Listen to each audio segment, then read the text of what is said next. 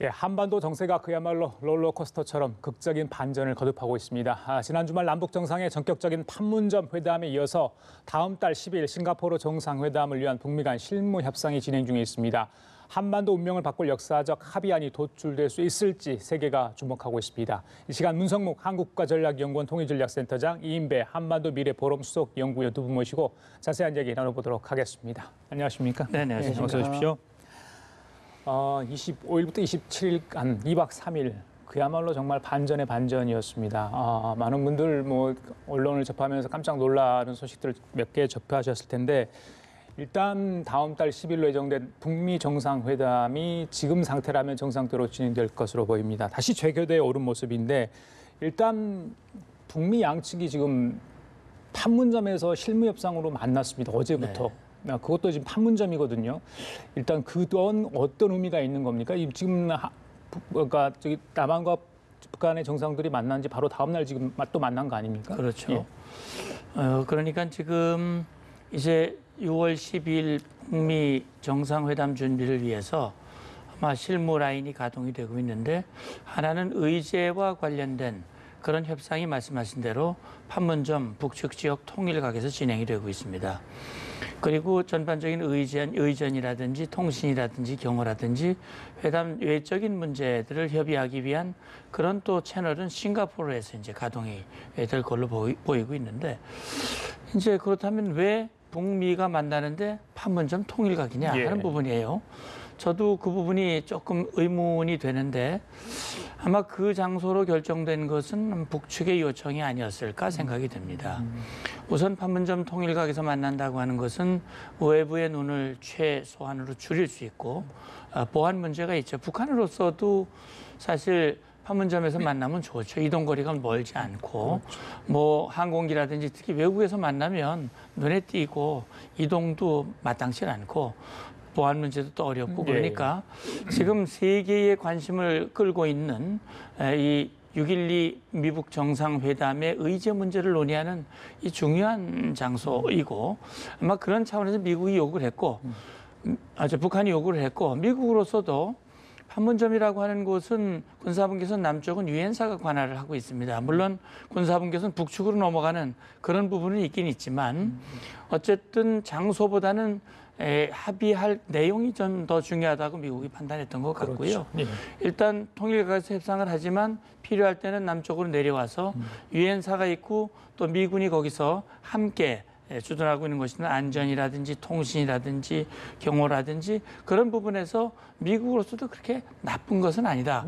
아마 그런 차원에서 성김 대사가 며칠 동안 한국에 머무르면서 그런 것들이 조율이 됐고 지금 협상이 진행되는 걸로 그렇게 생각이 됩니다. 예, 자, 방금 들은 소식이 이제 김창선 국무위원회 부장이 내일 싱가포르에 도착할 것 같습니다. 지난 26일인가요? 베이징 서우드 공항에서 평양으로 들어가는 모습이 이제 기자들한테 포착이 됐는데 다시 오늘 베이징 공항에 나타났습니다. 그래서 싱가포르로 지금 넘어가서 의전 관련 얘기를 좀 할 것 같다 이런 얘기 나오거든요. 말씀하신 것처럼 일단은 그 비핵화라는 큰 의제와 또 의전과 경호 문제 이런 부분은 따로 별도로 지금 투트랙으로 진행을 하겠다 이런 것 같습니다. 네, 김창선 같은 서기실장 오랫동안 사실은 아버지 김정일 시대 때부터 서기실에서 서기실 부장도 하면서 그렇게 있던 사람입니다. 중간에 좀 철직도 당하기도 했고요. 혁명화 교육도 좀 받고 그랬었는데요. 어쨌든 그쪽에서는 계속 잔뼈가 굴었던 그런 분인 그 사람인데 제가 볼 때는 김창선 실장이 싱가포르 간다는 것은 거의 막바지 조짐으로 보여집니다. 실무적으로 의전과 보안과 여러 가지 문제에 대해서는 거의 예전에 정상회담, 남북 정상회담도 그렇고 여러 가지 정상회담 때 보면은 김창선 부장 그때도 이렇게 보면 거의 마지막에 해결 안 되는 부분들을 해결해주고 다시 들어가고 했었거든요. 이런 걸 봤을 때 이번에 김창선 실장이 오른 걸 봐도 거의 막바지의 결정 단계 아닌가라는 생각이 듭니다. 그래요. 뭔가 좀 이루어지는 것 같은 느낌이 드네요. 김창선 부장이 이제 싱가포르로 간다고 하니까요. 자, 방금 말씀하신 대로 통일각에서는 지금 이제 북미 실무 협상이 진행 중에 있습니다. 미국의 실무 협상 대표는 바로 성김 주 필리핀 대사입니다. 현직은. 그런데 지금 이제 판문점인 통일각 북측 땅이거든요. 자, 미국 대사가 거기 가 있다. 일단 성김 대사가 어떤 사람인지 왜 실무협상 대표를 맡게 됐는지 사실은 그러니까 전 정권이죠. 민주당 정부에서 굉장히 북핵 관련해서 전문성을 인정받아서 여러 가지 역할을 했었는데 그럼요. 지금 이제 트럼프 행정부에서 지금 전격적으로 기용을 했거든요. 어떻게 보십니까? 예, 그러니까 지금 필리핀 대사, 현직 필리핀 대사가 지금 북핵 문제를 해결하는 일종의 특수임무 형태로 아마 차출이 된 것 같아요. 그만큼 한반도 문제, 특히 북핵 문제, 기타 평화체제 문제 이런 것들에 대해서 가장 전문성을 갖춘, 경험을 갖춘 그런 인물이라고 봐야 되고요. 무엇보다 성킴의 장점은 예. 한국어를 이해할 수 있다고 하는 부분입니다. 그러니까 폼페이오라든지 이런 분들이 평양을 방문해서 김정은 위원장을 2번이나 만나고 했지만 사실 아무리 통역에 한계가 있기 때문에 그 이해하는 데 좀 제한이 있고요. 이번에 함께 성킴과 함께 간 NSC에 있는 인물이라든지 또 국방부에서 함께한 그런 참모들도 사실은 한국어를 이해할 수 있는 분들이 아니기 때문에 아마 성킴 같은 경우는 물론 이 언어는 영어로 얘기를 하고 최선희는 또 한국말로 이야기를 하겠지만 아, 그래요? 예. 그러지 않겠습니까? 예, 최선희는 뭐 영어에 능통하다면서. 영어에 능통하지만 글쎄 예. 영어로 하는지는 모르겠습니다. 그러나 이 이야기를 자국어 원래 공식 협상에서는 자국어로 예, 하도록 돼 있거든요. 예. 그러나 상대방의 이야기를 충분히 이해할 수 있는 그런 위치에 있기 때문에 제가 볼 때는 지금 미국에서는 아마 가장 실제 역량을 발휘할 수 있는 그런 대표가 회담에 나갔다. 그러니까 성킴은 원래 한국계 미국인으로 지금 저 일찍이 미국으로 이민 가서 미 국무부에서 정말 몇 안 되는 한국 통이고 그렇죠. 한국 과장 또 국무부에서 또 주한 미국 대사도 했고요. 예, 맞습니다. 또 육자회담에서 이 대표도 했었고 실제 보면 대북 특별 대표로 활동도 했고요. 최선희와도 여러 차례 만나서 예. 협상 테이블에서 만났던 그런 경험들이 있기 때문에 아마 생소하지 않을 거고 예, 예. 무엇보다 좀 더 협상을 잘 할 수 있는 그런 인물이기 때문에 미국에서 현직 필리핀 대사를 차출을 해서 예. 협상 대표로 맡긴 것이 아닌가 생각합니다. 예, 알겠습니다. 상대를 가장 잘 아는 사람들 두 사람을 붙여놨다. 뭐 성김 이야기를 했으니까 최선희 글쎄요 여러 차례 최근에 이제 한반도 정세 운영되는 과정에서 언론에 얼굴을 비치긴 비쳤습니다만 어떤 인물로 알려져 있습니까? 최근에 이 최선희라는 인물은 사실은 가장 또 핫한 인물이 됐습니다. 그 성명을 발표해가지고 사실은 트럼프 대통령의 그 취소 서한에 사실은 그 조목조목 장본인이잖아요. 최선희의 이야기에 대해서 사실은 반박하면서 사실 그렇게 취소를 했기 때문에 최선희로서 사실은 조금 당혹스러웠던 그런 인물인데 사실 앞서 말씀하신 것처럼 이 미국 측에서 이렇게 성킴을 보낸 것처럼 이 북한 쪽에서 사실은 이 핵 문제를 직접 협상 테이블에 앉은 것은 2008년 이후에는 없었습니다. 그러니까 10년 동안 사실은 미국과 북한 간에 이 협상이 없었거든요. 핵에 관해서. 2008년에 그때 마지막 히스기 성킴이 했었던 거였고요.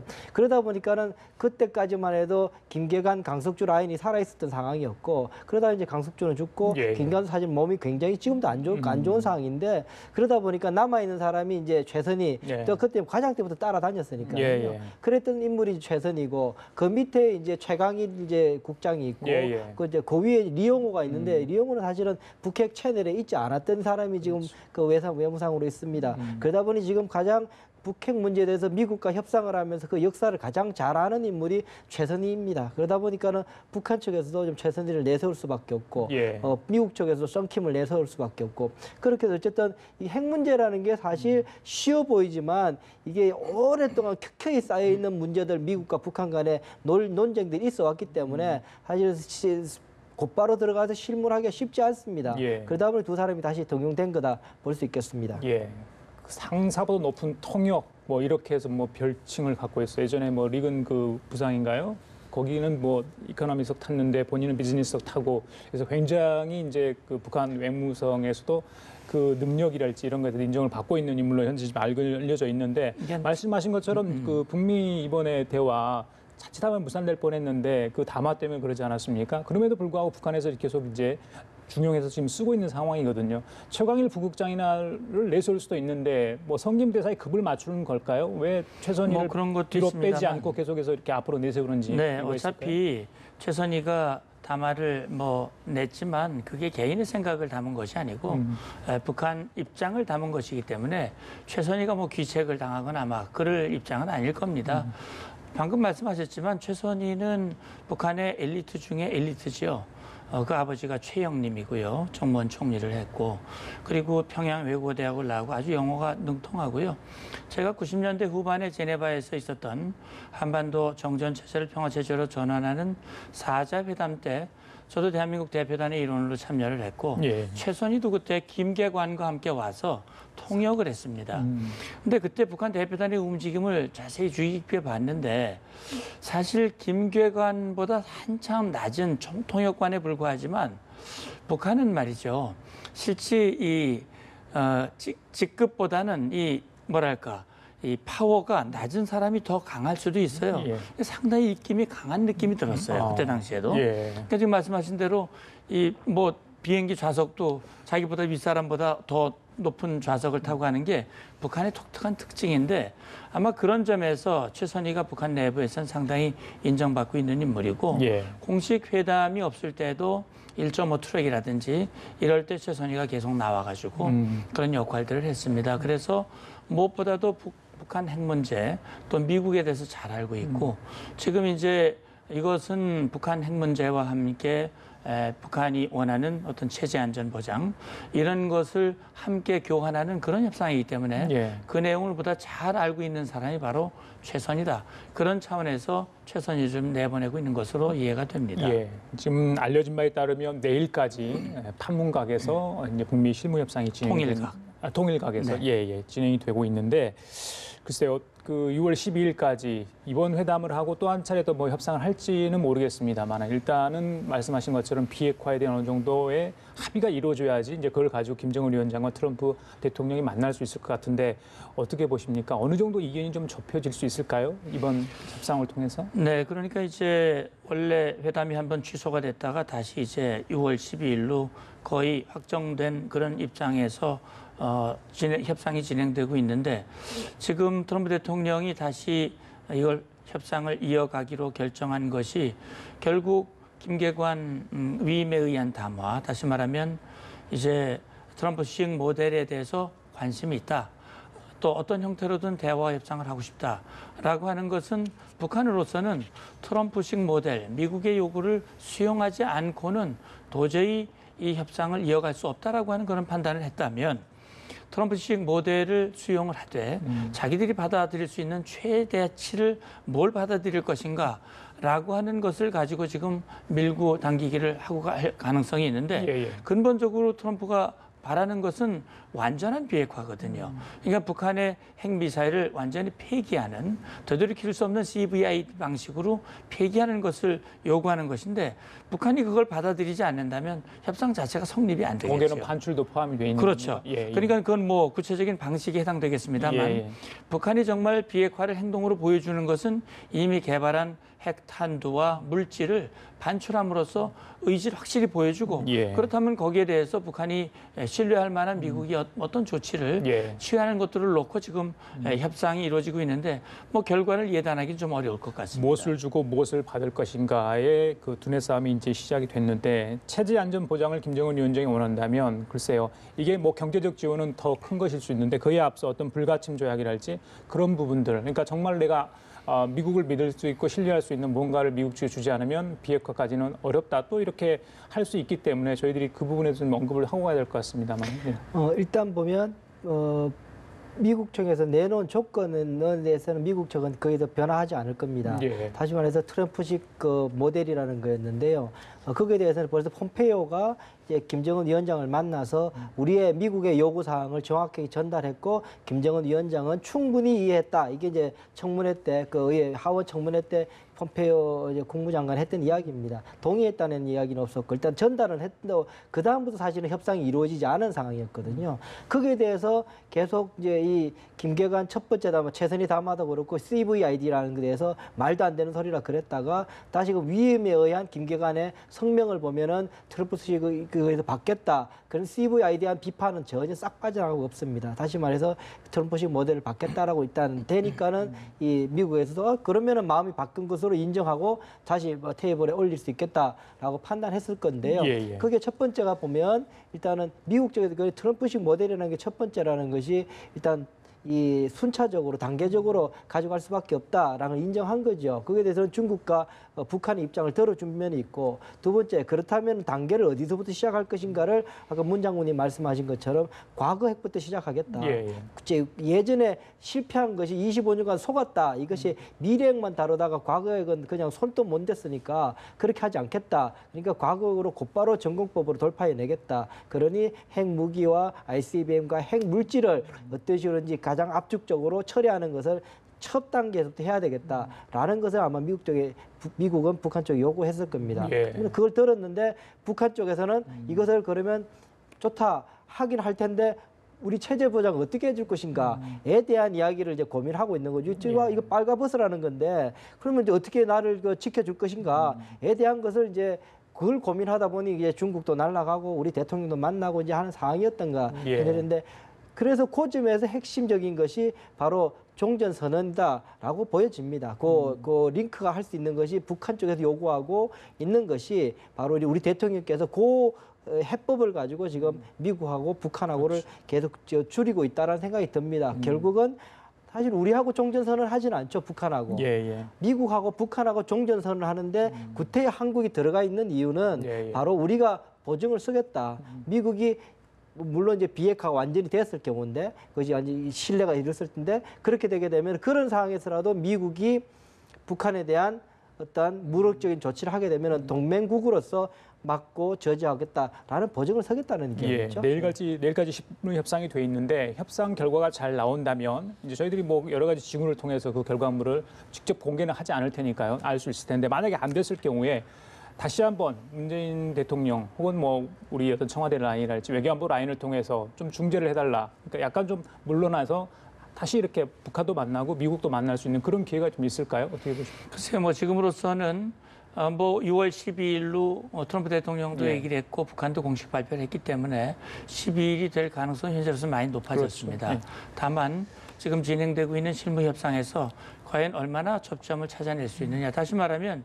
12일 날 열었는데 합의문도 발표하지 못하고 결렬되는 회담을 하기는 좀 곤란할 거란 말이죠.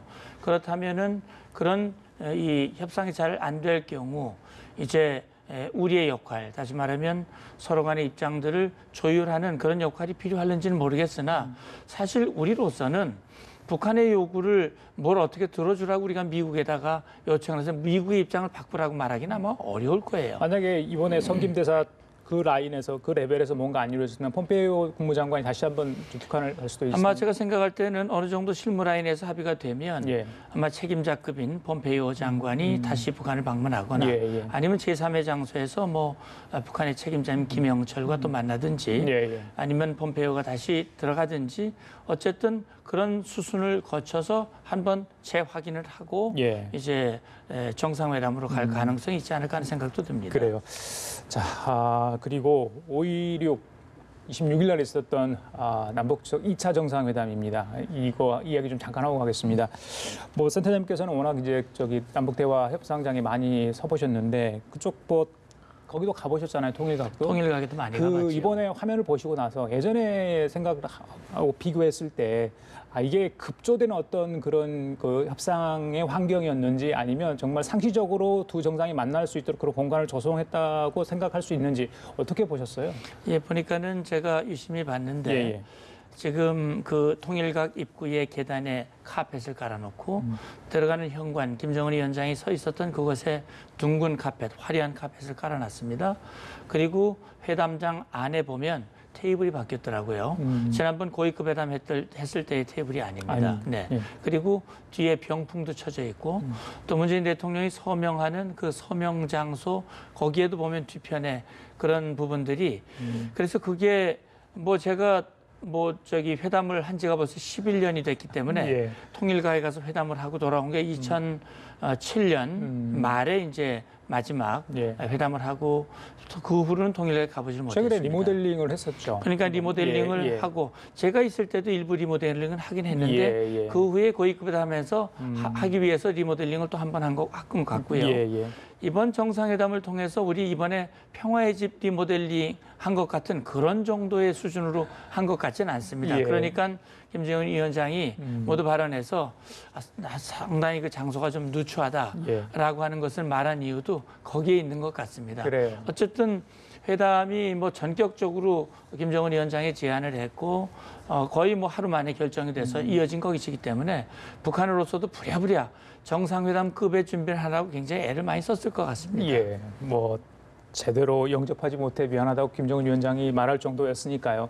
저 이 의원님은 어떤 점에 좀 주목하고 보셨어요? 이번에 뭐 격식도 파괴됐고 물론 이제 급하게 이렇게 마련된 자리였기 때문에 뭐 경호나 의전 다 신경을 쓰기를 그걸 미처 시간이 없었다. 저희들이 이제 그렇게 알고 있지 않습니까? 최소한의 안전만 확보된 그런 이제 정상회담이라고 보면 될까. 사실은 그렇게 할 수 있게 사실은 모든 군대들이 다 빼놓고 사실은 이 현안의 문제, 미북 정상회담에 관한 문제에만 집중해서 했다. 그런 일도 대단히 실용적인 정상회담이었고 그런 선례를 남겼다는 데 대한 저는 중요한 의미가 있다고 생각이 듭니다. 또 하나는 합의에 보면은 통신도 쓰자고 이야기를 하지 않습니까, 이번에? 그래서 아마 이제는 이 전화통화하기가 지금 전화를 못하고 있었거든요, 사실. 전화통화도 이제 그게 대해서 아마 이야기를 나누었던 것 아닌가 생각이 예. 듭니다. 그래서 전화통화도 이 싱가포르 가기 전에는 예. 아마 블레싱이라도 잘하고 오시라고 예. 통화라도 하지 않을까라는 예. 생각을 해보게 되는데 어쨌든 여러 가지 채널을 확보했다는 것은 중요한 의미가 있다라는 생각이 듭니다. 저는 또 하나 더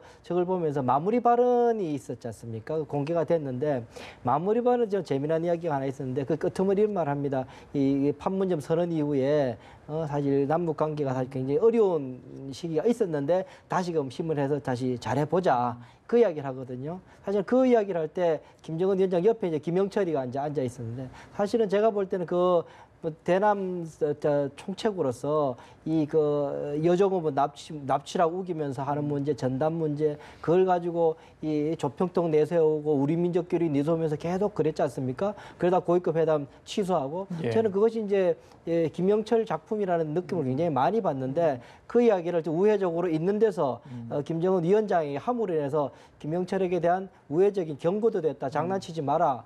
라는 것도 될 것 같아서 보다 알겠습니다. 남북 관계는 안정적일 수도 있겠다라는 예, 생각 좀 듭니다. 알겠습니다. 마지막으로 센터장께 여쭤볼게요. 네. 24일 날 이제 풍계리 핵실험장 폐기하지 않았습니까? 취재를 갔던 기자들 다 돌아왔습니다. 그 뭐 베이징에서 잠깐 뭐 간이 측정을 해봤는데 별 뭐 방사선량 측정량이 뭐 일반인들이 느낄 수 받는 그런 측정량 기준보다 좀 낮게 나온 건데 정밀 검사를 해봐야 되지 않을까 이런 뭐 이야기도 있습니다만은. 그런데 거기 갔던 기자들 물론 이제 눈으로 보긴 봤습니다만 이게 정말 완전하게 폐기가 됐는지 자기 눈으로도 봐도 좀 의심스럽다 이런 얘기가 있었거든요. 추후에 사찰 내지 검증을 꼭 받아야 되지 않을까요? 아이 그럼요. 예. 그래야 되겠죠. 그러니까 결국 미국이 얘기하는 CVID 방식 중에 V가 검증이거든요. 그러니까 북한이 다시는 핵을 개발할 수 없도록 하기 위해서는 이 물질을 추출하는 곳으로부터 시작해서 핵실험장과 미사일 만드는 장소, 저장 장소 모든 의심 지역들을 정말 이 강자 사찰 방식으로 사찰을 해서 이제는 북한이 다시는 핵을 개발하기 어렵다라고 하는 확증이 있어야 예. 핵 폐기가 되는 것이고 그래야 북한이 원하는 것을 얻을 수 있는 것이거든요. 그렇다면 이번에 폭파 폐기 행사를 했지만 실제 입구 일부만 폭발을 했고 사실 그 안쪽의 기폭 실험장은 폭발을 했는지 안 했는지 알 수가 없고 언제라도 다시 마음만 먹으면 할 수 있다라고 하는 의구심이 남아있기 때문에 예, 예. 전문가들도 가지 않았고 그렇죠. 실제 시료 채취도 못했고 그래서 거기도 반드시 검증을 한다면 검증의 대상이 돼야 한다 알겠습니다. 생각합니다. 예, 자 지금까지 문성문 한국국가전략연구원 통일전략센터장 이인배 한반도 미래포럼 수석 연구위원과 함께 얘기 나눠봤습니다. 말씀 잘 들었습니다. 감사합니다.